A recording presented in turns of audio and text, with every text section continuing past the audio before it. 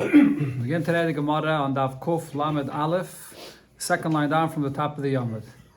The Gemara here is discussing the opinion of Rabbi Yochanan ben Breike. We learned before in the Mishnah on Daf Kuf Lamed, Rabbi Yochanan ben Breike says that a father could say that he's giving one son the Yerusha over other children. Not as a gift, we're talking here about as a Yerusha. That one son should inherit him and not another son. As long as the one that he's saying should inherit him is someone that's roy liyarshay, he's someone that's fit to inherit him, he's able to do that. The Gemara before brought two opinions, whether it's one son amongst other sons, or maybe even to say that a daughter would inherit him in the place of a brother, or place of another son, that is. Okay, so here the Gemara will ask regarding a shaila regarding Rabbi Yochanan's opinion. Boy, Rav asked the following shaila. What's he one about? He what? So the Gemara before brought a pasuk. It says, "B'yayim hanchiloi esbanov," that father has the koyach to be manchel to one son over other sons. So Rav asked on this, "B'bari heich." What's the halacha when it comes to a person that's still healthy? In other words, before we were talking about a person that's a shchiv mirah, is about to pass away, and he wants that one son should inherit him over others. But what's if it's a healthy person? Do I say, Ki kama Rabbi Yochanan ben Breike? When did Rabbi Yochanan ben Breike say that a father can do this b'shchiv mirah? It's only when he's about to pass away, the bar or irusi, because now it's the time when he's about to die, and the children are going to inherit him. So when it says in the pasuk b'yayim hanchiloi esbanav, b'yayim means that it's in that day, it's in that time period. So therefore, it's not when he's healthy. Even if he's a healthy person and he says that one child should inherit him over another, he has the koyach to do that as well. So Rav Misharshi says to Rav, Toshema, I'll bring you a raya from the following discussion. The Amalei Rab Nosson l'Rebbe, Rab Nosson said to Rebbe, Shenisa Mishnaschem ke Rabbi Yochanan ben Breike. You taught in the Mishnayos, in a Mishnah, according to the opinion of Rabbi Yochanan ben Breike, that you can give one son over other sons. Rab Nosson was called also Rab Nosson HaBavli. He was from Bavel. And he's telling Rabbi that the way you wrote in the Mishnah, it comes out like Rabbi Yochanan ben Breike. Why is that? Because the Tnan, there's a Mishnah in Ksubas. And here, this is a Mishnah that talks about a halacha that's called Ksubas Benin Dichrin. The concept of Ksubas Benin Dichrin is, if a person marries a wife and she has children, so what happens if the husband passes away before the wife? She gets a Ksubah. And whatever money she brought into the marriage, which is called Nichseit Tzayim Barzel, that's also part of the Ksubah that she gets when the husband passes away. What happens though if she passes away before the husband? So now obviously she's not getting any Ksubah, so now whatever money there was in the Ksubah goes to the husband. So the concept of Ksubas Benin Dichrin is that her children will inherit all the money of the Ksubah. If this person is married to another wife and there's other children that are inheriting this person, but her children get the money of her Ksubah. That's the takon of Ksubas Benin Dichrin. So now the Mishnah in Ksubah says, Loi kosav la benin dichrin, it was not written into the Ksubah, this concept, this takona. That is that benin dichrin, the yehavim leichi minoi, that your children, the zcharim, that will be born to you from me, inon yarsin, kesef ksubasech, they will inherit the money of your Ksubah if you pass away before me, yaiser al chalkein de imachoin, more than the rest of the inheritance that they inherit together with their brothers. The Rosh Bamir says, the Gemara in Ksubah says that you could only give these sons that extra portion from their mother's Ksubah if after you give it to them, there'll be at least a dinner left over for the regular Yerusha. You can't uproot the whole Yerusha min HaTorah. Now, why did Chacham institute this concept of Ksubas Benin Dichrin? Because they wanted that the father of his wife, when she's getting married, should be motivated to give a big nadan, to give a big dowry. If the father's going to think to himself that my daughter might pass away, and then all the money I'm giving to my daughter is going to go to her husband, and it's going to go maybe to children from a different wife, so why should I spend so much money? So therefore, Chacham wa Misakin, that even if she passes away before him, her children are going to get all her Ksubah. Has to be written? Has to be written in the Ksubah? It's written into the Ksubah, but over here, it's usually written into the Ksubah. Even today? I don't think so. So now here it says, that if it's not written into the ksubah, still chayiv, you still chayiv to do this, shetnai bezdinhu. Because this is a tnai bezdin that the ksubah of the wife goes to her sons. Okay, so now what was Rab Nosson saying here? It says here in the Lashon, that way it was written in the ksubah was, inun yarsun kesef ksubasech. These children, they're going to inherit. The Lashon that's used here is a Yerusha. We're giving these children from this wife to Yarshin the money of her ksubah. Now, this is only according to Rabbi Yechanan ben Breike. According to the Chachamim that disagree with Rabbi Yechanan ben Breike, you can't give one child or children from one wife more of a Yerusha than others. Yeah, the Yerusha has to be split equally. So the fact that it uses a Lashon of Yarsun, that the father is writing into the ksubah, or even if he doesn't write it, it's a takanas Chachamim that these children inherit more than others, that's like the opinion of Rabbi Yechanan ben Breike. Now, V'amalei Rebbe, again? Yeah, let's say he has two wives. That's what we're talking about here, yeah. V'amalei Rebbe, so Rebbe answers him, no, that really yisvun tnan. You have to change the girsa. It's that, don't read the nusach, the language is not yarson that they inherit, but rather yisvun. Yisvun means they take, meaning it's a gift. Everybody agrees that you can give a gift to one child over another. So this is a takanas chachamim that you make up that there will be a gift for these children more than children of another wife. So therefore it's lav dafka according to Rabbi Yechanan ben Breike. That's what Rebbe answered him. And then it continues that V'amar Rebbe said, Yaldus haisebi, it was a childishness on my behalf that I said this, to change the gears in the Mishnah, V'ha'asti ponai b'nosna bavli. And I had a chutzpah that I went and I answered this way to nosna bavli. Elo, rather, what you see over here when it comes to the ksubas b'nin dichrin, you can't read them. You can't change the girsa to yisfun. Why not? Because the kaimelon, we know the halacha regarding this ksubas b'nin dichrin is that b'nin dichrin, these children of this wife, leitarfim and mishabdi, that ksuba money that they get when their mother passed away before, and then they get it when the father passes away, they can't collect that ksuba money if it was already sold to someone else. To go and collect it from a shubadim, from a buyer, they can't go and collect that. That's the halacha. Okay, so now the Gemara says, Isal kedaitoch yisvun tnan. If you're going to say that it says over here, yisvun, that's the way you have to read the lashon of the Mishnah, that yisvun means that the deal, or the takana here is that the father is giving to these children as a gift, amayla tafim and mishabdi. Why shouldn't they be able to collect from, even if it was already sold to someone else, if it was already given to them as a gift from before, so they should be able to collect it, even if it was sold to someone else. So therefore it must be the yarsun tanan, that it says here in the Mishnah, the lashon of yarsun, and yarsun means that it's an inheritance that you only get after the father passes away. So if it was already sold to someone else from before, they're not going to get from this. So therefore, Rebbe says that we have to stick to the lashon of yarsun, in the way Rav Nosson was telling Rebbe that it says in the Mishnah yarsun, it's a Yerusha.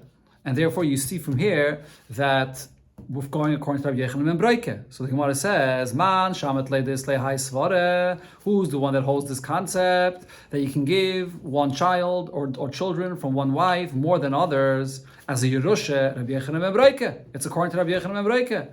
If so, ushma mina. So if so, from here we see that afila bebody, that's even when the person is still healthy. It's not only when he's mamish on his deathbed and he's about to die that he can give to one child over another. Because you see here, benigay to the ksubas benin dichrin, this is the person that's writing this when he's marrying his wife and he's still healthy, and it takes effect. And this is according to Rabbi Yechanan ben Breike. Now the Rashbam points out regarding what it says here in the Gemara, and when you get to the whole hemshech of the Gemara, the raya of the Gemara is not only from what Rebbe said in the end, that keep the nusach in the Mishnah yarson, that it's a Yerusha, you're giving to one child or these children more than others, but the ikar raya of the Gemara is also from Rab Nosson's question. The fact that Rab Nosson said that you taught in the Mishnah that the way the ksubas b'nin dichrin works with the lashon of yarson, and you're giving to these children more than others, it's from that question or observation of Rab Nosson, that was the source for the raya of the Gemara to say that the din of Rav Yechanan ben Breike applies even when the father is healthy. So the Rashbam says that the last line over here, man shamat le'dislai, so the Rashbam says that this is superfluous, it's self-understood. Okay. Now the Gemara says in this, according to the Rashbam, the continuation of the Gemara is a discussion regarding Rabbi's maskana. That Rabbi said that you must say that the nusach of the Mishnah is yarson, because that explains how it works that you can't get from the Chasam Mishubadim. So now this, Rav Papa asks Abaye, whether you want to be guided that this is Yisvon, which means that it's a gift, or or whether you're going to read in the Mishnah that it's Yarson, meaning that it's a Yerusha, you're changing the Yerusha. But there's a basic question here. How does the father have a koyach to do this? Because you can never sell something that doesn't exist yet in the world. So the father here, when he's getting married to his wife, is being maknet to these children that weren't even born yet, b'chlal, or benegate to properties that he doesn't even have yet, b'chlal. How could he be maknet something that's not in the world yet? And the Gemara adds even more. Rab Meir is of the opinion that a person could sell something that is not yet here in the world. But even according to Rab Meir, Rab Meir says you could sell someone the figs that are going to grow on this tree, even though the figs didn't grow yet. But you're selling it to somebody that's here in the world. But if to sell something to somebody that's not here in the world yet, you can't sell something to someone that's not here yet, or say that there would be an inheritance to someone that's not here yet. So here, this person is selling or giving, or that he's making the Tanai that the children that will be born from this wife will inherit his ksubah. How? They're not here yet, b'chlal. How does this work? So what are you going to have to say? Like any Yerusha. Huh? Like any Yerusha. No, but any Yerusha happens when he passes away, and that's the din of Torah of Yerusha. No, but here though, he's changing to Yerusha. Or according to another opinion, he's giving it as a gift. If you go to Yesvon, then it means he's giving it as a gift now. Or Yerson means he wants to change the way the Yerusha works now. But how could he, if these children are not even here yet in the world yet, how is he gifting it or changing the Yerusha now? So the Gemara says, Elo, what are you going to have to answer to this? That Tnai Bezdin Shani.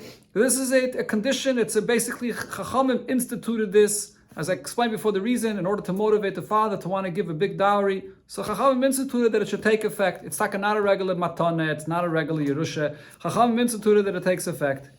So if so, Shani Hacha, this case is different. Nami, Tnai Shani Hachanami Tnai Bezdin. Second. Elot Tnai Bezdin Shani. That's it. Sorry. Elot Tnai Bezdin Shani. That because it's a Tnai Bezdin, you're able to sell or give or to change the inheritance even when the children are not even born yet. So Hachanami, if so, regarding the whole discussion that we're having before, whether you have to be guided in the Mishnah Yirson or Yisvon, whether it's going to be according to Rav Yechanan ben Breike, and therefore you can give it as a Yerusha to these children, or according to the Chachamim, that you could only give it as a gift. That whole discussion is not relevant because Tanai Bezdin Shani, since it's a Tanai Bezdin, so Chachamim instituted that you can change the Yerusha or that you could give it as a gift, and even the Chachamim would agree to this. So therefore, there's no connection to the whole discussion before that Rab Nosson asked and said that over here the lashon of Yerson is going dafka according to Rav Yechanan ben Breike. Why did Rebbe have to go and answer him and say that he changed the gersa from Yerson to Yisvon? Mein afgemine. It's a Tanai Bezdin, and a Tanai Bezdin works either way. This is what Rav Papa asks Abaye regarding the conversation of Rab Nosson and Rebbe. Why did Rebbe feel necessary to change the gersa to Yisvon? Amalei, so the Gemara answers, you're right. Be'emes mitzad ikra inyan, there's no reason to change the gersa. But mishum de kamapikla beloshin yirson. What was bothering Rab Nosson is the etzem inyan itself can make sense either way, because it's a Tanai Bezdin, it's a takonas chachamim that you have the koyach to give the Yerusha to these children. But the question is, though, the choice of the language. That's what he was asking him. Why did you decide to use the Girseh, to use the word Yarson, Yerusha? Why not use the word Yisfon, to give? It's really not a Yerusha. It's the Yerusha doesn't go to these children, it goes to everybody equally. Why are you choosing that language of Yarson? The choice of the word Yarson shows that you're naita to the opinion of Rav Yechanan ben Breike that a father has the power to do such a kind of thing, to give Yerusha to one child or to specific children. That's why you chose the word Yarson. That's what Abaye answered him. And the Gemara says, Hodar Amar Abaye. Then Abaye said, Lav Milsi Damri. The svara that I just said, that why did you choose the word Yarson? So that shows that Rebbe chose this word because he held like Rav Yechanan ben Breike. It's really not true. Why not? Because over here, even if it says the word Yarson, even the Chachamim will be Maide that a father is able to give the Yerusha to these children of this wife. Why is that? Because what does it say over there in the Mishnah in Ksubas? The Mishnah there says that there's a second takana. Till we're talking about the takana of Ksubas Benin Dichrim, but there's also another takana that's written in the Ksubah. We learned in the Mishnah as follows. Loi kasav law, if a person did not write into the Ksubah, that Benon Nukfin that you have in Lechem that the girls that will be born to you from me, you have in Yasvim Bebesi, they'll sit in my house, V'yizanon Mnichsai, and they'll get fed from my possessions, from my money, until they get married. This is part of a condition of the Ksubah, that a person's daughters are fed from his properties, from his possessions, until they get married. So even if it wasn't written into the Ksubah, chayiv. He's obligated, the children, they get fed, the daughters. Shahu Tnai Bezin. So this is a Tnai Bezin. Now, both of these things are written into the Ksubah, and even if they're not written into the Ksubah, it's a Tnai of Bezdin. Again, one Tnai that the Zecharim, the children of one wife, get the Ksubah of their mother, and then another Takana that the girls get fed from the possessions of this person. Now says the Gemara, if so,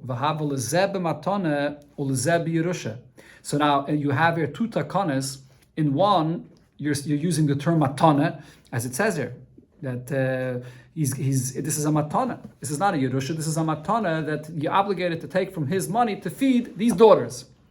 And then there's the Lashon of Yarson, which is a Lashon of Yerusha, that you're using regarding the sons of one wife, that they're going to get her ksubah. But you have both of these Lashonis, Matana and Yerusha, that are in these two takanas. Now the rule is, as we learned already before, the Gemara said this, V'chol lezeb Yerusha, or lezeb Matana. Anytime a person says one statement, and he uses the expression of Yerusha, and he also uses the expression of Matana, even the Rabbana will be Maida that you can give to one son more than another because you use the expression of Matana, then even the expression Yerusha also means that it's really a Matana. So therefore, there's no reason for Rebbe to come and say that, let's not be Goyris Yarson, let's instead be Goyris Yisvon. No, because it's Lezeh Matana, Lezeh Yerusha, it all means Yerusha. Now the Rashbam here points out, and we learned this before in the Gemara, that's even in a case where the matana that you're speaking about is to one person, and it's one property, and the Yerusha that you're speaking about is to a different person, and it's a different property. It doesn't matter. But if it's being used in the same statement, and if it's Toich Kedei Dibur, that's what we learned before in the Gemara. If it's Toich Kedei Dibur, then even the Chachamim, the Rabbanan, are Maide that you can use the term Yerusha to give to one more than the other. Okay, so therefore, the whole discussion is irrelevant. It's not only according to Rabbi Yechanan and Breke. Even the Chachamim agreed to this. But the Gemara asks on this. Amalei Rav Nachumi. So Rav Nachumi says to Abaye, "Viz the Amar Rav Chananya bar Menyumi laBaye Mimai." How do you know the Bechad Bei Dina Iskon? How do you know that these two takanas that we just mentioned, the takana of giving the sons from their mother's ksobeh, and the takana that the daughters get fed? How do we know that both of these takanas were instituted in the same bezdin? What's the point the Gemara is saying here? If it was instituted in the same bezdin, so then these two takanas are considered to be together. They're one inyan. So therefore the two expressions of matana and Yerusha go together. And then even the term Yerusha, Chachamim will be maide that you can give to one child more than the other.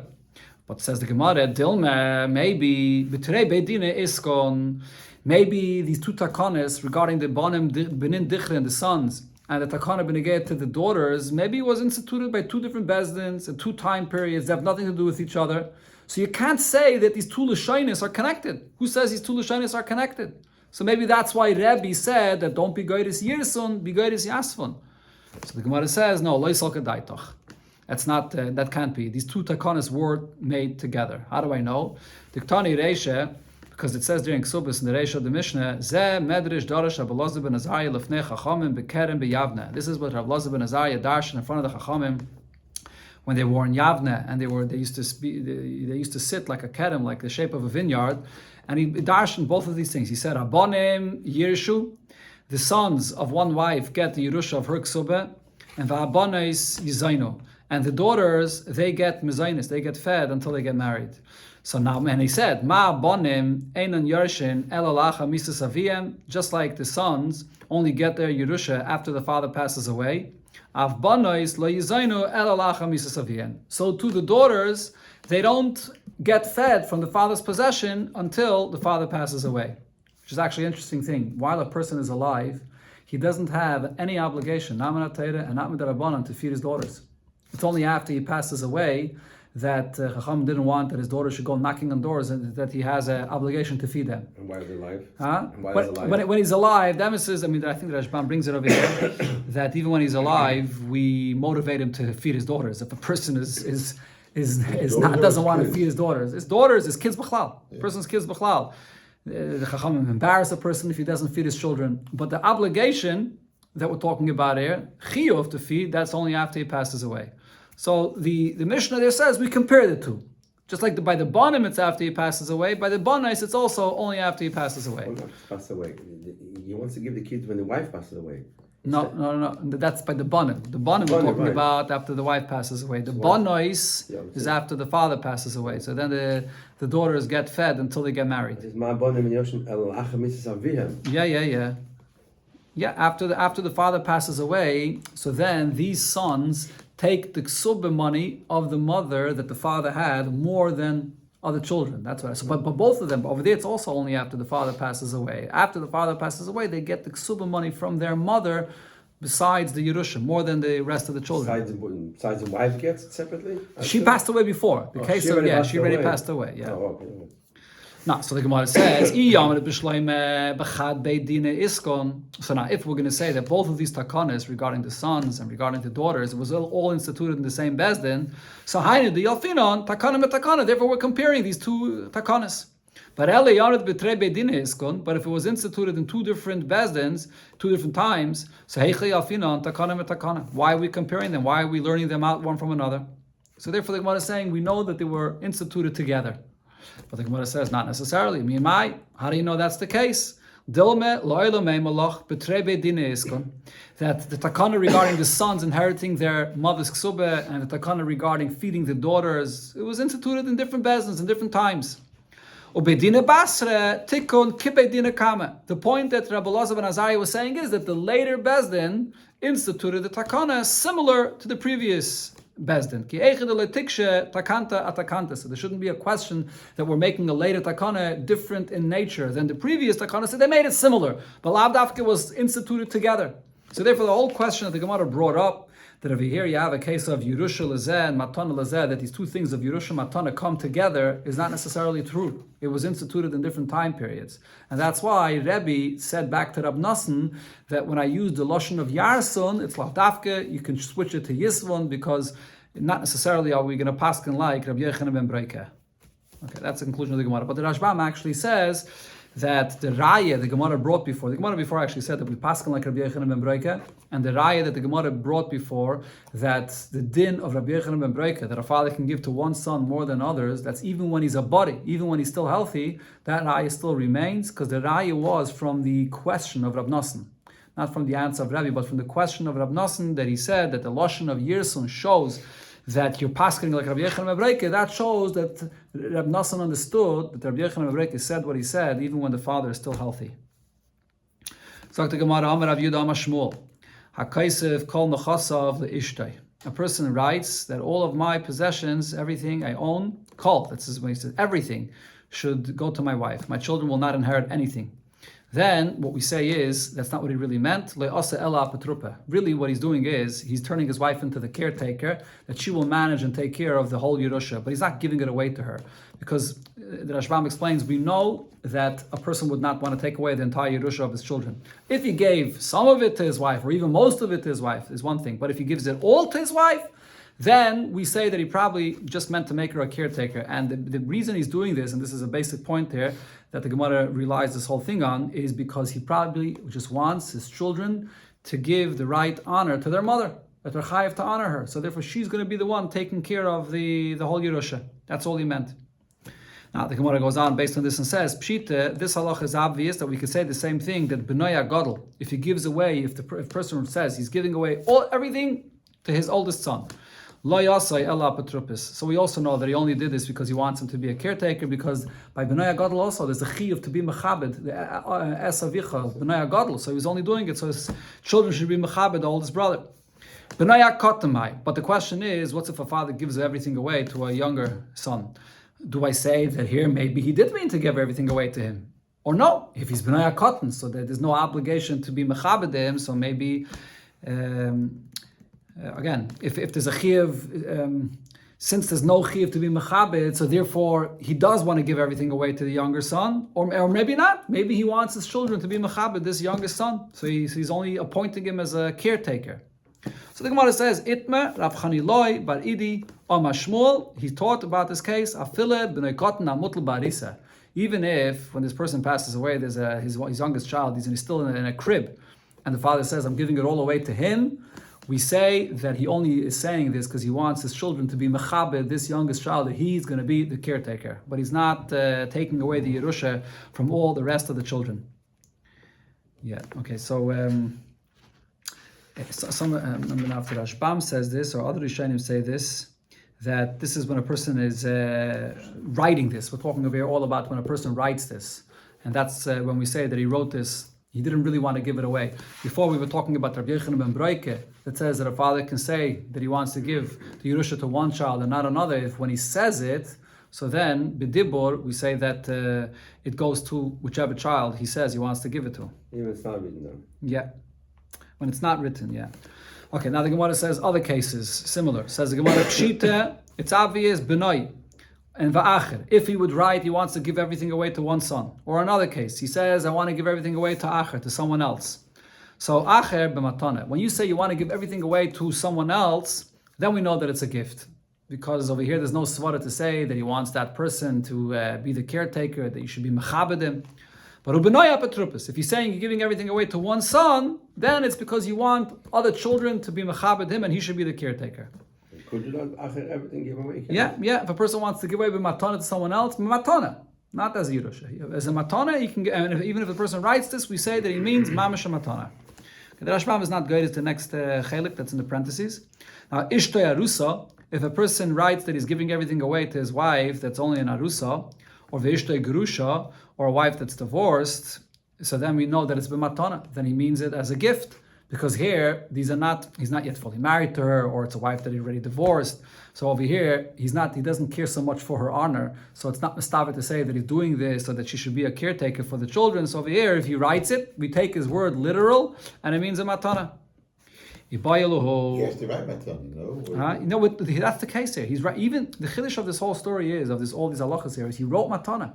But it doesn't matter. The Rashbam actually says that there's an expression in the Gemara later that says that these halachas are called hilchas b'lei taima. It's a big chiddush we're saying it. The person clearly wrote matana, but nevertheless we interpret it that it doesn't mean matana. It only means that they come up with By purpose. all them matana, so why by a bond of Katan and Gadol you say he means Apotropos. Yeah. And by Acha you say that he actually means what it is.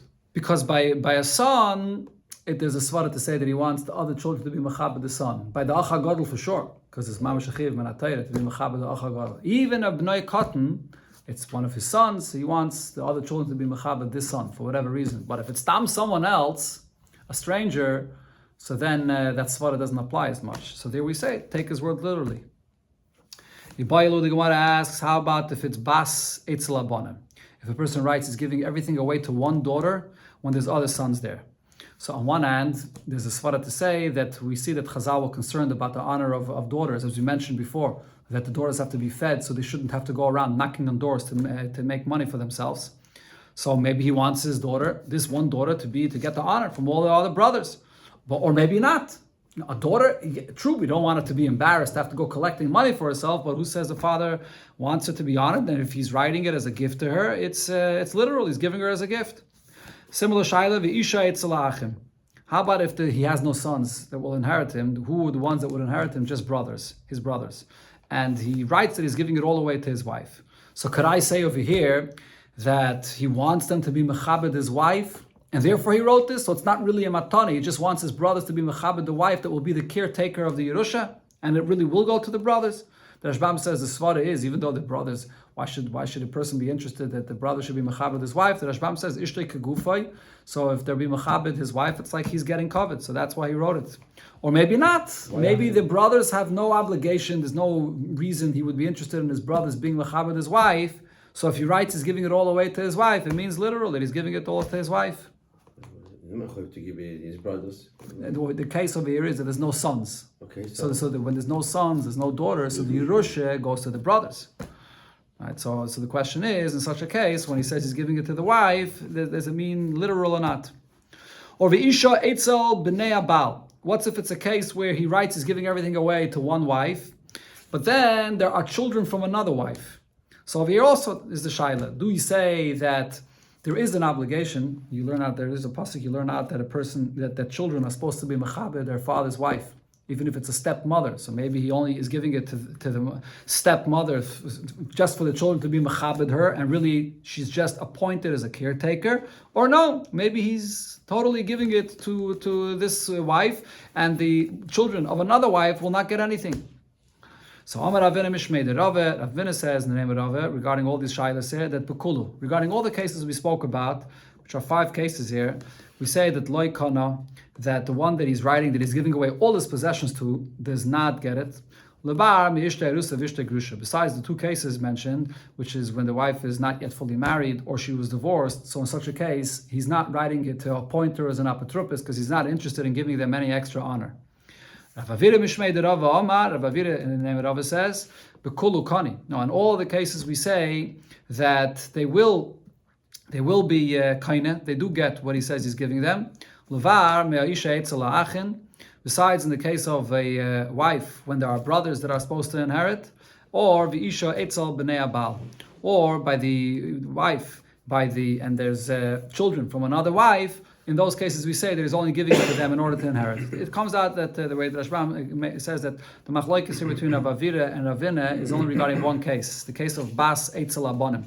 Whether I say that in such a case, he's giving it to the daughter just to give her the kavod, that the other son should be mechabed his daughter, or not. That's the machlokes here.